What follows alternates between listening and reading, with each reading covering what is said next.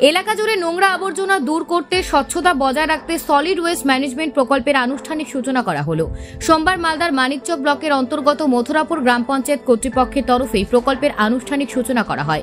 অনুষ্ঠানে উপস্থিত ছিলেন মানিকচক ব্লকের যুগ্ম বিডিও হাদাস ভুটিয়া, ব্লক স্বাস্থ্য আধিকারিক ডক্টর অভিক শঙ্কর কুমার, পঞ্চায়েত সমিতির সভাপতি পিঙ্কি মণ্ডল, পঞ্চায়েত প্রধান মৌসুমী মণ্ডল সহ বিশিষ্টজনেরা।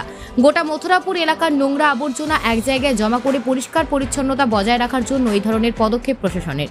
স্টোরেজ ও দুটি নোংরা আবর্জনা তোলার যানবাহনের আনুষ্ঠানিক সূচনা হয়। বিদ্যালয় ছাত্রছাত্রী থেকে শুরু করে মথুরাপুর এলাকার সাধারণ মানুষকে নিয়ে একটি অনুষ্ঠানের মধ্যে দিয়ে সূচনা করা হয়।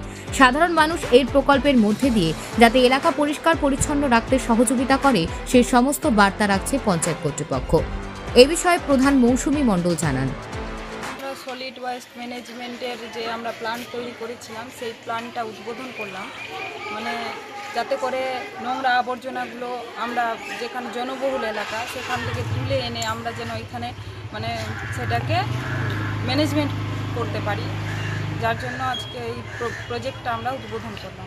আজকে থেকে চালু হয়ে গেল? হ্যাঁ, আজকে থেকে চালু। কিভাবে তোলা হবে এই নোংরা আবর্জনা?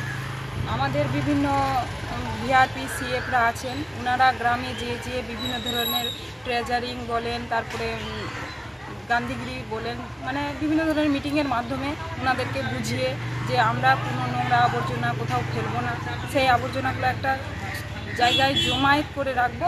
যেই জমায়েত করে যে জায়গায় রাখবে আবর্জনাগুলো, সেই আবর্জনাগুলো তোলার জন্য আমাদের টোটো করা হয়েছে। কটা টোটো রয়েছে? দুটো টোটো।